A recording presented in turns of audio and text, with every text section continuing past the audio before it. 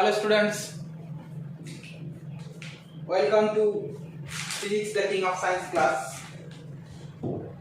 আজকে হচ্ছে স্থিতরিতের দ্বিতীয় ভিডিও। যারা যারা আগের ভিডিওটা দেখো নাই তারা দেখে নিও, তাহলে বেসিকটা ক্লিয়ার হয়ে যাবে। যাই হোক,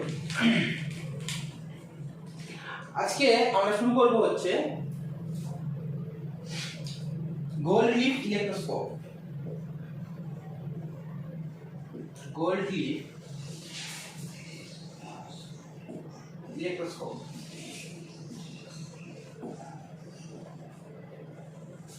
স্বর্ণপত্র তড়িৎবীক্ষণ যন্ত্র। ঠিক আছে, স্বর্ণপত্র তড়িৎবীক্ষণ যন্ত্রটা কি না, আমি এখানে একটু লিখে রেখেছি মোটামুটি করে। না, স্বর্ণপত্র তড়িৎবীক্ষণ যন্ত্র হচ্ছে এটা হচ্ছে একটা কাচের জার, ঠিক আছে, যার মধ্যে কর্কের সাহায্যে একটা দণ্ড লাগানো আছে, এটা পরিবাহী অবশ্যই। আর এখানে এই দুটো হচ্ছে কি পাতলা সোনার পাত, ঠিক আছে। নিচে রাখা আছে ক্যালসিয়াম ক্লোরাইড, মানে যদি এর ভিতরে কোনোভাবে জলীয় অবস্থা চলে আসে তাহলে সে কিভাবে এটা শোষণ করে দিবে, এখানে ক্যালসিয়াম অক্সাইড আমরা রাখতে পারি। যাই হোক, আর এদিকে দুটো পরিবাহী আছে, সেটা কি আছে, গ্রাউন্ডেড আছে, ঠিক আছে।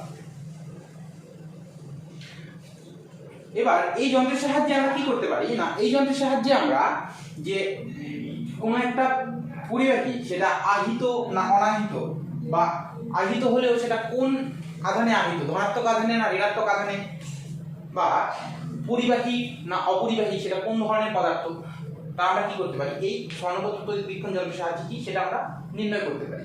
ঠিক আছে, তো এটা হচ্ছে সিম্পল একটা ডিজাইন স্বর্ণপত্র তড়িৎবীক্ষণ যন্ত্রের। ঠিক আছে, তো এবার কোন একটা বস্তু আহিত কিনা সেটা আমরা এর মাধ্যমে কি করে জানবো। ঠিক আছে, আমি কি করলাম, একটা পদার্থ নিয়ে আসলাম, সেটা আহিত হোক অনাহিত সেটা ধরে নিচ্ছি আহিত। ঠিক আছে, ধরে নিচ্ছি আহিত, কোন একটা পার্টিকুলার চার্জে, তোমার ফোকাস করে নিতো কিছু একটা পার্টিকুলার চার্জে এটা আহিত আছে।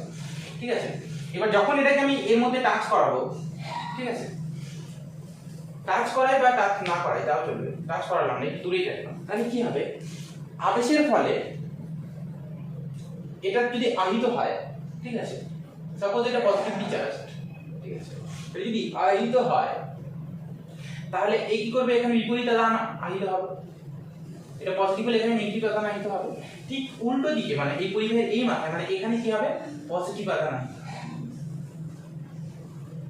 এবার যদি এখানে পজিটিভ আধান আহিত হয় তাহলে এই স্বর্ণপত্র দুটো পাশাপাশি রাখা আছে, এবার যদি দুটোতে একই চার্জ আহিত হয় মানে ধনাত্মক আধান আহিত হয়, তাহলে কি এরা পরস্পর কি হবে, দূরত্ব বেড়ে যাবে, তবে এরা বিস্ফারিত হবে। ঠিক আছে, যদি বিস্ফারিত হয়, ঠিক আছে, তাহলে আমি কি বুঝবো যে এই যে পদার্থটা আমি এখানে নিয়ে এসেছি এর কাছে, এই পদার্থটা কি আহিত পদার্থ। আর যদি কোনো পরিবর্তন না হয়, যা আছে তাই থাকে, এখানে নিয়ে আসলাম, যদি এর মধ্যে কোনো পরিবর্তন না হয়, যা আছে তাই থাকে, ঠিক আছে, স্বর্ণপত্র বিস্ফারিত না হয়, যেরকম আছে সেরকমই থাকে, তাহলে আমি কি বুঝবো যে পদার্থটা আমি নিয়ে আসছি সেটা কি আহিত পদার্থ না, তার মধ্যে কোনো আধান নেই। ঠিক আছে, তো এইভাবে করে আমি কি জানতে পারি যে কোনো একটা পদার্থ আহিত কিনা। তাহলে প্রথমত আমি কি জানলাম এখানে এর মাধ্যমে কি কোন পদার্থ যখন বস্তু না, কোন বস্তু আহিত কিনা। ঠিক আছে, তো আমি এটা প্রথমে শিওর হলাম যে আমি যে পদার্থটা নিয়ে আসছি সেটা আহিত না অনাহিত। তাহলে আমি কি পেলাম, আহিত যদি হয় তাহলে কি হবে, স্বর্ণপত্র দুটো কি হবে, দুদিকে বিস্ফারিত হবে, আর যদি আহিত না হয় তাহলে যেরকম আছে সেরকমই থাকবে। ঠিক আছে, এবার যদি আহিত হয় তাহলে এটা পজিটিভলি চার্জ না নেগেটিভলি চার্জ কি বুঝবো, সেটা কি করে বুঝবো, ধনাত্মক আধানে আহিত না ঋণাত্মক আধানে আহিত না সেটা কি করে বুঝবো। তো সেটার জন্য আমার কি করতে হবে, প্রথমে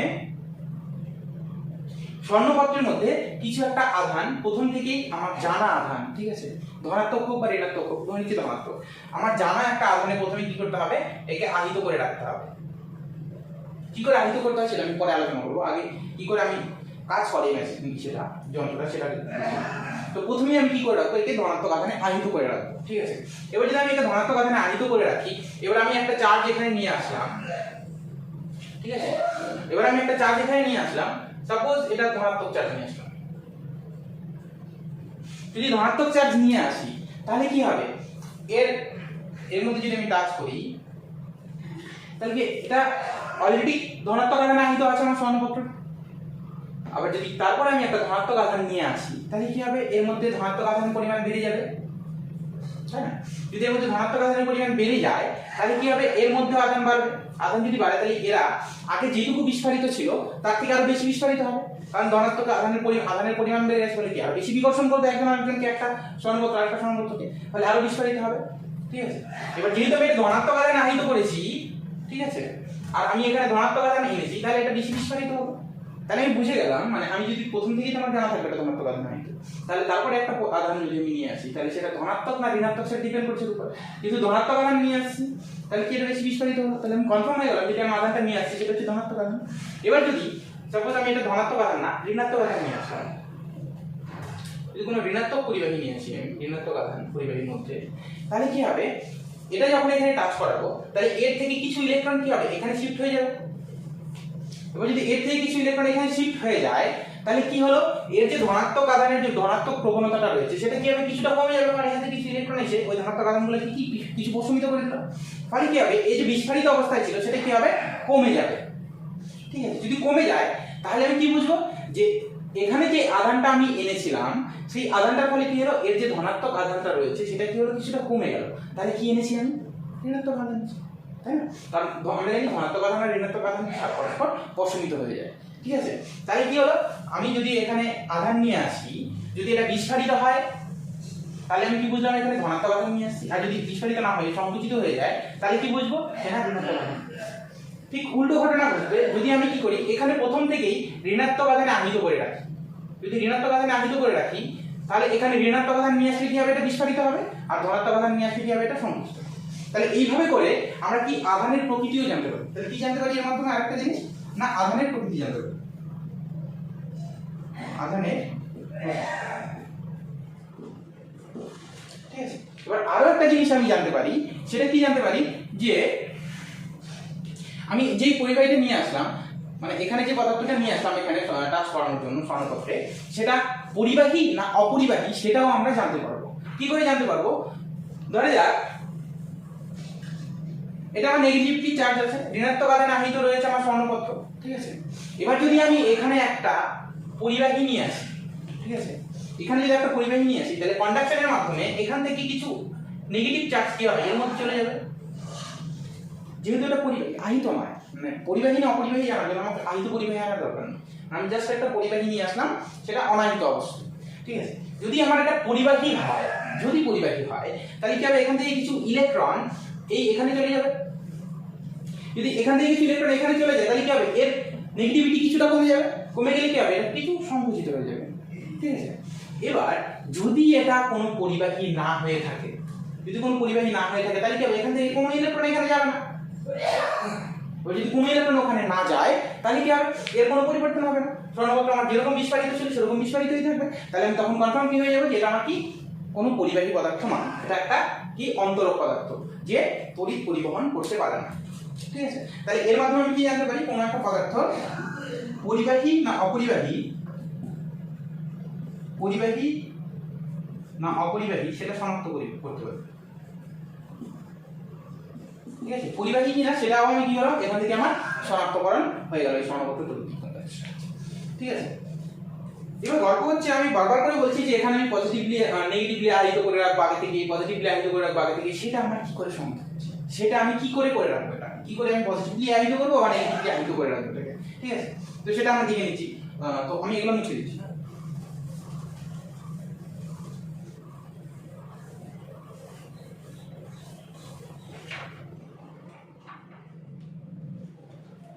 তো আমি কি করে এখানে আহিত করবো, একে স্বর্ণপত্রকে ধনাত্মক বা ঋণাত্মক আধানে কি করে আহিত করবো, সেটা হচ্ছে আমার এবার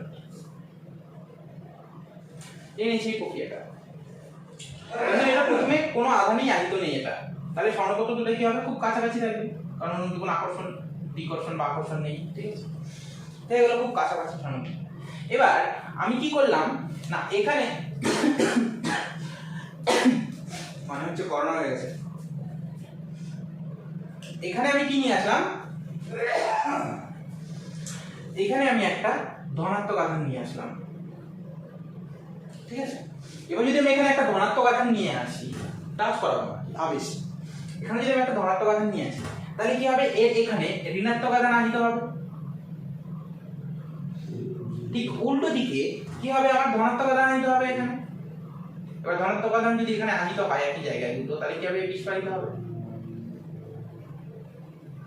ঠিক আছে, তাহলে কি করলাম, আমি একটা ধনাত্মক পরিবাহী নিয়ে আসলাম, ধনাত্মক আধান নিয়ে আসলাম, ফলে কি হলো, এখানে ঋণাত্মক আধান আহিত হলো, বিপরীত পাশে এখানে আমার কি হলো, ধনাত্মক আধান আহিত হলো, ফলে কি হলো, স্বর্ণপত্র দুটো বিস্ফোরিত হলো। এবার আমি কি করব, এটাকে গ্রাউন্ড করে দেব। যদি এটাকে গ্রাউন্ড করে দেই তাহলে কি হবে, এখানকার সব নেগেটিভ আধানগুলো যেগুলো আছে সেগুলো চলে যাবে গ্রাউন্ডে। যদি গ্রাউন্ডে চলে যায় তাহলে কি হলো, এখানে আমার নেগেটিভ আধান সব এখান থেকে চলে গেল, গ্রাউন্ডে চলে গেল। তারপর কি করলাম, আমি এটাকে সরিয়ে দিলাম, এটাকে সরিয়ে দিলাম। তাহলে কি হলো, তারপরে যেহেতু এখানে কোনো ঋণাত্মক আধান নেই, শুধু এখানে ধনাত্মক আধান আছে, এবার এই ধনাত্মক আধান কি হবে, গোটাটাতে সরিয়ে যাবে, এটা এখান থেকে এখানেও চলে যাবে। তাহলে আমার গোটা স্বর্ণপত্রটা কি হলো, পজিটিভলি চার্জ হয়ে গেল। একইভাবে যদি আমি এখানে ঋণাত্মক আধান আহিত করতে চাই তাহলে আমি এখানে কি নিয়ে আসবো, ঋণাত্মক আধান নিয়ে আসবো। যদি ঋণাত্মক আধান নিয়ে আসি তাহলে কি হবে, এখানে ধনাত্মক আবিষ্ট হবে আর এখানে ঋণাত্মক আবিষ্ট হবে। একইভাবে আমি এখানকার এই ধনাত্মক আধানগুলোকে গ্রাউন্ডেড করে দেব, ফলে কি হবে, গ্রাউন্ড থেকে ইলেকট্রন এসে এগুলোকে নিউট্রাল করে দিবে। নিউট্রাল করে দিলে পরে আমি কি করলাম, এটাকে সরিয়ে দিলাম, ফলে কি হলো, আমার এখানকার সব ধনাত্মক আধান নিউট্রাল হয়ে গেল, ফলে আমার এখানে শুধু ঋণাত্মক আধান পড়ে রইল, ফলে এটা কি হবে, আমার গোটাটার মধ্যে ছড়িয়ে যাবে, ফলে কি হলো, আমার স্বর্ণপত্রটা কি হলো, নেগেটিভলি চার্জ হয়ে গেল। ঠিক আছে, তাহলে এইভাবে আমি স্বর্ণপত্রকে কি ধনাত্মক বা ঋণাত্মক আধানে আহিত করতে পারি, এবং তারপরে আমরা যে পরীক্ষাগুলো বলেছিলাম যে কিভাবে আমরা শনাক্ত করি ওটা পরিবাহী না পরিবাহী, আহিত না অনাহিত। ঠিক আছে, খুব ক্লিয়ার হয়ে গেছে স্বর্ণপত্র। এবার আমরা জানবো সারফেস ডেনসিটি অফ চার্জ। ঠিক আছে, সারফেস ডেনসিটি। আমরা কোনো বস্তুকে যখন আহিত করি, ঠিক আছে, কোনো বস্তুকে যখন আমরা আহিত করি, সেটা হবে ধনাত্মক হোক বা ঋণাত্মক হোক, আমি যখন আহিত করি আমরা, তখন কি হয়, সেই আধানটা পরিবাহীর বাইরের সারফেসটাকে, ধরলাম যদি ধনাত্মক আধান আহিত করি তাহলে কি হবে, সেই ধনাত্মক আধানটা কি হবে, সেই পরিবাহীর বাইরের পৃষ্ঠেই থাকবে, তার ভিতরে কিন্তু কোনো আধান থাকবে না। ঠিক আছে, শুধু বাইরের পৃষ্ঠেই আধান থাকবে। মানে এরকম একটা ব্যাপার হয়ে গেল, ধরা যাক তোমাকে একটা টিনের বাক্সে ভরে, ঠিক আছে, টিনের বাক্সের মধ্যে ভরে তার বাইরে যদি ইলেকট্রিসিটি লাগিয়ে দেওয়া হয় তাহলে কি হবে, ভিতরে যে আছে তার কোনো সমস্যা হবে না, বাইরে থেকে যে বাক্সটা ছুবে সেই ইলেকট্রিক শক খাবে, ভিতরে কোনো সমস্যা হবে না। যাই হোক, তাহলে কি বুঝলাম আমি, যে বাইরের সারফেসে শুধু আমার কি হয়, আধান থাকে, ধনাত্মক হোক আর ঋণাত্মক হোক, যাই হোক কি থাকে, আমার শুধু বাইরের পৃষ্ঠে সেই আধানটা বিদ্যমান হয়, ভিতরে কোনো আধান থাকে না, ভিতরে হচ্ছে গোল্লা। এবার এই যে বাইরের পৃষ্ঠে যে আমার আধানটা থাকে সেটা কি ডিপেন্ড করে, সেটা ডিপেন্ড করে হচ্ছে পরিবাহীর আকৃতির উপরে। যেই পরিবাহীর মধ্যে আমার আধানটা রয়েছে তার আকৃতির উপর ডিপেন্ড করে, কিসের উপর, পরিবাহীর আকৃতির উপর ডিপেন্ড করে। পরিবাহীর আকৃতির উপর কি করে, আমার বাইরের পৃষ্ঠে যে আধানটা থাকবে সেটা ডিপেন্ড করবে। এবার যদি আমার পরিবাহী সুষম গোলক হয়, স্ফিয়ার হয়, তাহলে কি হবে, স্ফিয়ারের চারদিকে সমানভাবেই হবে, কারণ স্ফিয়ারের চারদিকে দেখতে সমান, একই রকম কোনো সমস্যা নেই, ফলে কি হবে, এর চারদিকে সমানভাবে বন্টিত থাকবে। কিন্তু সাপোজ এটা একটা ট্রায়াঙ্গেল, তাহলে কি হবে, এখানে আমার আধানটা সমানভাবে বন্টিত থাকবে না, কি হবে, আমার এই জায়গাগুলোতে বেশি আধান থাকবে। অর্থাৎ কি বুঝলাম আমরা, যে যেখানে আমার পরিবাহীর কোনো জায়গায় তীক্ষ্ণ জায়গা থাকে, সেই তীক্ষ্ণ জায়গাগুলোতে, ঠিক আছে, সূচালো জায়গাগুলোতে কি হয়, আমার আধানের পরিমাণ বেশি থাকে। ঠিক আছে, এবার যদি আমি এরকম একটা ডিজাইন কল্পনা করি, মাকুর মতো, জানি না এটাকে মাকু বলে না কি বলে, তাহলে এটাতে যদি আমার আধান আমি নিয়ে আসি তাহলে কি হবে, আধানটা আমার এদিকেও থাকবে এদিকেও থাকবে, কিন্তু এদিকে কম থাকবে, এইখানে তুলনামূলক বেশি থাকবে, কারণ এখানে কি আছে, আমার সূক্ষ্ম সূচালো মুখ আছে। ঠিক আছে, তাহলে এরকম হয় আমার, যে আমার আধানের আকৃতিটা, ঠিক আছে, যদি ইউনিফর্ম হয় তাহলে সব দিকে কি হবে, ইউনিফর্মলি আমার চার্জ ডিস্ট্রিবিউশন হবে। যদি সেটা এবড়ো খেবড়ো হয় তাহলে সূচল ভাগগুলোতে কি হবে আমার বেশি পরিমাণে আধান থাকবে।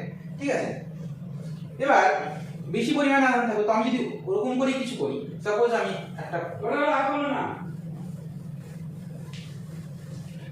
একটা পরিবাহী নিলাম, পরিবাহীটা কি এরকম রয়েছে,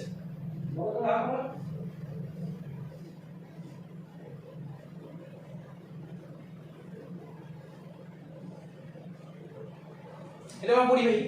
এবার একে যদি আমি আধান দেই তাহলে কি হবে, আধানটা কি হবে, সূক্ষ্ম ভাগ কোথায় আছে, ঠিক আছে, সূচালো আছে, সূচের মতো অবস্থা, সূচি মুখ বলতে পারি না, তাহলে সবচেয়ে বেশি আধান আমার কোথায় থাকবে, এই জায়গাগুলোতে থাকবে। এই জায়গাটাতে কি হবে, গোটা পরিবাহীর বেশিরভাগ চার্জ কি হবে আমার এই সূক্ষ্ম জায়গাগুলোতে আসবে। এবার যদি সূক্ষ্ম এখানে আমার বেশিরভাগ আধানগুলো চলে আসে, এবার এই আধানগুলো কি করবে, এখানে একটা সুন্দর ঘটনা ঘটে, সেটা কি, এখানে আমার চার্জগুলো রয়েছে, আশেপাশে তো আমার সারাউন্ডিং এ বায়ুমণ্ডল রয়েছে। এবার বায়ুমণ্ডলে যে অনাহিত কণাগুলো রয়েছে সেগুলো যখনই এখানে আসবে সেগুলো কি হবে না, এর যে আধান থাকবে, ধর যদি এটা ধনাত্মক আধান হয়, ঠিক আছে, এর যে আধান থাকবে এটা এখানে আসবে, আসার ফলে কি হবে, এও ধনাত্মক আধান হবে, কিছুটা ধনাত্মক আধান কি হবে, একে দিয়ে দিবে, যে একটা কণাকে দিয়ে আসলো আমার, তাহলে কি হবে, কিছু ধনাত্মক আধান কি হবে, এই কণাটাও পেয়ে যাবে বায়ুমণ্ডলে। এবার যখনই ধনাত্মক হয়ে গেল তাহলে কি হচ্ছে, এখান থেকে এটা ধনাত্মক ধনাত্মক বিকর্ষণ করে, সূত্রটার সম্পর্ক আগেই বলেছি, তাহলে কি ওটা এখান থেকে ছিটকে যাবে। এরকম কি হবে, এরকম ভাবে চলতে থাকবে যে এখানে বায়ুমণ্ডলের কণাগুলো আসবে, ছিটকে যাবে, আসবে, ছিটকে যাবে, আসবে, আবার ছিটকে যাবে। তাহলে কি হচ্ছে, আমার সূচিমুখ থেকে, ঠিক আছে, বায়ু কণাগুলো কি হচ্ছে, এসে এসে ছিটকে ছিটকে যাচ্ছে। তাহলে এখানে একটা কি ব্যাপার হচ্ছে দেখো, এখানে আবার কি হচ্ছে, যে তড়িৎটা রয়েছে আমার এখানে, যে চার্জ রয়েছে, চার্জগুলো কি হচ্ছে, এখানে নষ্ট হচ্ছে, চার্জ ক্ষরণ হচ্ছে। কিসে ক্ষরণ হচ্ছে, বায়ু কণার মধ্যে কি হচ্ছে, আমার এখানকার আধানটা ক্ষরণ হচ্ছে। ঠিক আছে, আরেকটা জিনিস কি হচ্ছে, এখানে দেখো, চারদিক থেকে বায়ু এসে এখান থেকে আহিত হচ্ছে আর এখান থেকে ছিটকে যাচ্ছে, কেমন একটা স্ক্যাটারিং ফেনোমেনন এখানে রয়ে যাচ্ছে না, স্প্রে এর মতো চারদিকে এখান থেকে কি হচ্ছে, আসছে বায়ু, স্প্রে এর মতো চারদিকে ছড়িয়ে যাচ্ছে। ঠিক আছে, তাহলে এই যে ব্যাপারটা, এটা হচ্ছে সেচন ক্রিয়া বলা হয়। এই যে আমাকে এখানে আধানটা কি হচ্ছে, বায়ু কণাগুলোকে দিচ্ছে, ফলে এর কি হচ্ছে, এর আধান ধীরে ধীরে কমছে, ঠিক আছে, আর আধানগুলো নেওয়ার ফলে যে বায়ু কণাগুলো কি হচ্ছে, এখান থেকে ছিটকে ছিটকে যাচ্ছে, এটা হচ্ছে কি সেচন ক্রিয়া হচ্ছে, যে এখান থেকে বায়ুগুলো সব সরিয়ে দিচ্ছে, আবার অন্য থেকে আসছে। তাহলে এখানে কি হচ্ছে, আমার তড়িৎ ক্ষরণ হচ্ছে প্লাস বায়ু সেচন হচ্ছে, এটাকে কি বলা হয়, সেচন ক্রিয়া বলা হয়। এখানে ক্ষরণ ক্রিয়া প্লাস সেচন ক্রিয়া দুটাই হচ্ছে। ঠিক আছে, এবার সেচন ক্রিয়ার ফলে যে বায়ুটা আমার এখান থেকে ছিটকে যাচ্ছে, ঠিক আছে, এটাকে বলা হয় ইলেকট্রিক উইন্ড।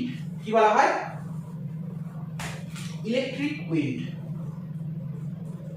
ইলেকট্রিক উইন্ড, ঠিক, ইলেকট্রিক উইন্ড, তড়িৎ বার্তা, বার্তা বলতে বাতাস, তড়িৎ বাতাস, তড়িতের যে বাতাসটা হচ্ছে, ঠিক আছে, ইলেকট্রিক উইন্ড এখান থেকে আমার ছিটকে যাচ্ছে।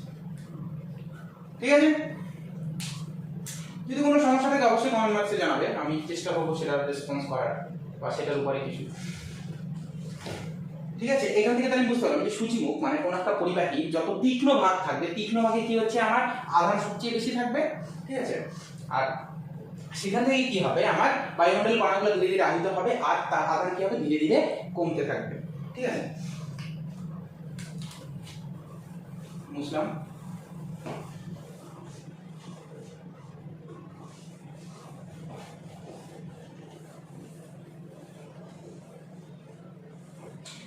এবার আমরা আলোচনা করব স্থির তড়িতের কিছু ন্যাচারাল ফিনোমেনা নিয়ে। আমাদের প্রকৃতিতে ঘটছে স্থির তড়িতের উপরে এমন কিছু ঘটনা, যেমন এমন কিছু ঘটনা বলতে একটা ঘটনা নিয়ে আলোচনা করব, সেটা হচ্ছে কি আমার বজ্র, থান্ডার। বজ্র কি হয়, আমাদের যে মেঘ আছে, মেঘের মধ্যে বিভিন্ন প্রাকৃতিক কারণে কি হয়, প্রচুর পরিমাণে পজিটিভ আর নেগেটিভ চার্জ আহিত হয়। কোথায় আহিত হয়, আমাদের মেঘের মধ্যে, মেঘের মধ্যে প্রচুর পরিমাণে পজিটিভ নেগেটিভ চার্জ আহিত হয়। ঠিক আছে, এবার কি হয়, পজিটিভ চার্জগুলো সাধারণত অনেক উঁচুতে থাকে আর নেগেটিভ চার্জগুলো নিচের দিকে থাকে। পজিটিভ চার্জগুলো মানে অ্যারাউন্ডলি ভূমি থেকে, মাটি থেকে 6 কিমির মতো উপরে থাকে, আর নেগেটিভ চার্জগুলো 3 কিলোমিটারের মতো থাকে। ঠিক আছে? তাহলে নেগেটিভ চার্জগুলো কি হচ্ছে, তুলনামূলকভাবে কি হচ্ছে, মাটির বেশি কাছে থাকছে। ঠিক আছে, এবার এদের নিজেদের মধ্যে তো তড়িৎক্ষরণ হয়, ঠিক আছে, নিজেদের মধ্যে তড়িৎক্ষরণ তো হয়, তখন এরা মিউচুয়াল হয়ে যায়। এবার যখন নিজেদের মধ্যে তড়িৎক্ষরণ হতে পারে না, বা এখানে আমার ঋণাত্মক চার্জই রয়েছে, আশেপাশে কোনো ধনাত্মক আধানযুক্ত মেঘ নেই, শুধু ঋণাত্মক আধানযুক্ত মেঘ রয়েছে, এর পোটেনশিয়াল যদি ধীরে ধীরে বাড়তে থাকে, এর যদি নেগেটিভিটি ধীরে ধীরে বাড়তে থাকে, অনেক বেশি হয়, ঠিক আছে, তাহলে কি হবে, এ একটা সময় এর আশেপাশের যে বায়ু আছে, বায়ুকেও কি করবে, আহিত করে দিবে। ঠিক আছে, তাহলে এর চার্জগুলো কি হবে, আশেপাশের বায়ুগুলোকেও দিয়ে দিবে।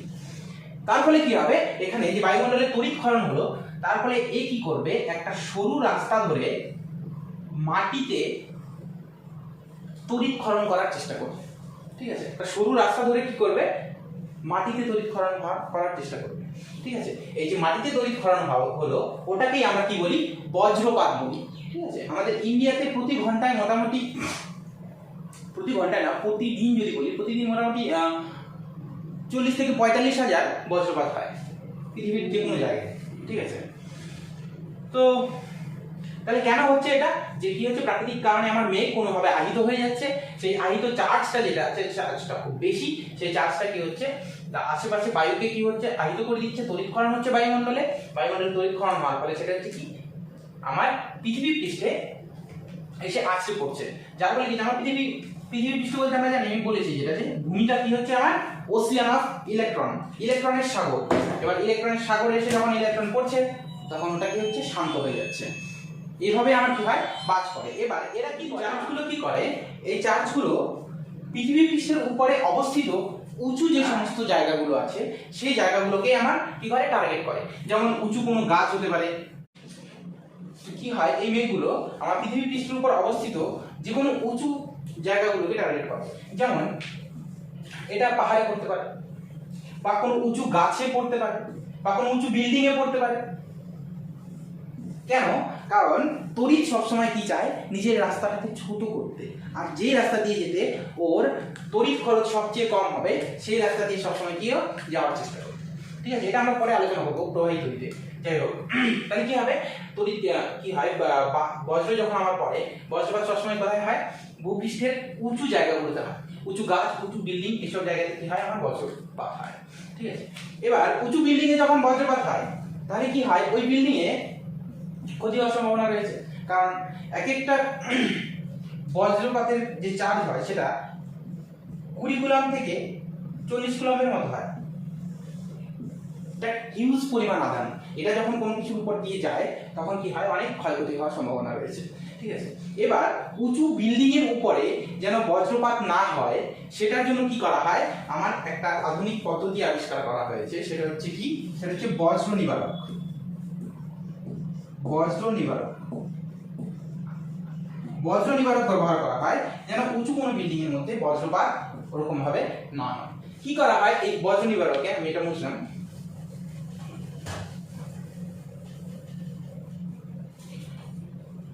সাপোজ এটা আমার বেস, বাট এখানে আমার যদি একটা বিল্ডিং থাকে, বজ্র নিবারকটা হচ্ছে কি না, এই বিল্ডিং এর যে সবচেয়ে উঁচু জায়গা, তার থেকেও কিছুটা উঁচুতে পর্যন্ত কি করা হয়, একটা তামার একটা রড রাখা হয়, সেটা হচ্ছে কি, মাটিতে একদম, মাটির গভীর অবধি চলে গেছে, গ্রাউন্ডেড। ঠিক আছে, এখানে কি থাকে, আমার অগ্রভাগে সূচিমুখ থাকে। ঠিক আছে, খুব সূক্ষ্ম থাকে। কি হয়, এখানে সূচিমুখ হয়, আর আমরা কি জানি, সূচিমুখের অগ্রভাগে কি হয়, সবচেয়ে বেশি তড়িৎক্ষরণ হয়, যেটা আমরা একটু আলোচনা করলাম, ইলেকট্রিক উইন্ড আমার চলে আসছে। তো এখানে কি হয়, এরকম একটা সিস্টেম রাখা হয়, কোনো বাড়ির সবচেয়ে উঁচু জায়গা থেকে উঁচুতে সেটা পজিশন থাকে। ঠিক আছে, এবার যখন আমার কোনো একটা মেঘ এর উপরে আসলো, ঠিক আছে, কোনো একটা মেঘ এর উপরে যখন আসে, তখন কি করবে, একে আহিত করবে। এ যদি আহিত করে, ধরা যাবে এটা ঋণাত্মক, কি করবে, একে আহিত করবে। আহিত করলে কি হবে, পজিটিভলি চার্জ হয়ে যাবে। এই যদি পজিটিভলি চার্জ হয়ে যায়, তাহলে কি হচ্ছে, এই পজিটিভ চার্জ হয়ে কি হবে, এখানেই বেশিরভাগটা থাকবে। এবার সেই আধানটা কি হবে, বললাম যে ইলেকট্রিক উইন্ড, তো ইলেকট্রিক উইন্ড হিসাবে এখান থেকে যাবে। এবার সেটা কি করবে, এটাকে অনেকটা দুর্বল করে দেবে, ঠিক আছে, যে এখান থেকে যে বজ্রপাতটা হওয়ার কথা ছিল সেটাকে কি করবে, অনেকটা দুর্বল করে দেবে, ঠিক আছে। তারপরেও ঠিক আছে, যদি একে সম্পূর্ণ প্রশমিত করতে না পারে, যদি বজ্র নিবারকটা আমার মেঘটাকে সম্পূর্ণ প্রশমিত করতে না পারে, তাহলেও কি হবে, বজ্রপাত হবে এখানে, কারণ উঁচু জায়গাতেই বজ্রপাত হয়। তো এখানে বজ্রপাত হবে, এখানে বজ্রপাত হলে কি হবে, কিছুই হবে না, এখানে তা আমার পাত ধরে এটা কি হবে, মাটি ভেসে যাবে, তাহলে কি হবে, বাড়ির কোনো ক্ষয়ক্ষতি হবে না, ঠিক আছে। তাই এটাই হচ্ছে কি আমার বজ্র নিবারক। এইভাবে কি করে হয় আমাদের বাড়িঘর কি করি আমরা বজ্রপাতের হাত থেকে রক্ষা করি, ঠিক আছে। আরো কিছু আমরা দেখতে পারি যেটা আমরা ইউজ করি, হাই পাওয়ার ইলেকট্রিসিটি যেসব জায়গা দিয়ে যায়, দেখবে হয়তো ওই এরকম করে যে থাকে ডিজাইনগুলো, অনেক অনেক অনেক তার থাকে, ওই সমস্ত ইলেকট্রিক তারগুলোর উপরে একটা চিকন তার থাকে, ওই তারটা বজ্র নিবারক হিসেবে কাজ করে, যেন বাকি তারগুলোর উপরে বাজ না পড়ে, বজ্রপাত না হয়। বজ্রপাত হলে কি হবে, অনেক বেশি হিউজ পরিমাণ ফ্লো হবে, ফলে কি হচ্ছে আমার যন্ত্রপাতি নষ্ট হতে পারে, ওদের ইনস্ট্রুমেন্ট। তো কি করা হয়, ওখানে তার উপরে একটা তার লাগানো থাকে চিকন, সেই তারটা কি হয়, প্রত্যেকটা তার কি হয় গ্রাউন্ডে গিয়ে মিশে যায়, সেই তারটা কি হয় বজ্র নিবারক হিসেবে কাজ করে। যদি বজ্রপাত হয় তাহলে এই তারটার মধ্যে পড়বে, এবার এই তারটার মধ্যে বজ্রপাত হলে সেটা কি হবে, গ্রাউন্ডেড হয়ে যাবে, তাহলে কি হবে, বাকি যে ইলেকট্রিক তারগুলো রয়েছে সেগুলোর কোনো ক্ষতি হবে না, ঠিক আছে। তো এর সাথেই আমাদের এই চ্যাপ্টারটা শেষ হলো, ঠিক আছে। এরপরে আমরা শুরু করব হচ্ছে ইলেকট্রিক পোটেনশিয়াল, ঠিক আছে, তড়িৎ বিভব বা তড়িৎ ক্ষেত্র, পরের চ্যাপ্টারটা, দ্বিতীয় চ্যাপ্টারটা যাই হোক, ঠিক আছে। তো এখানে এটাকে আপনারা খুব ভালো করে করবে, যদি কোনো সমস্যা থাকে তাহলে অবশ্যই আমাকে কমেন্ট বক্সে জানাবে, আশা করি কোনো সমস্যা থাকবে না।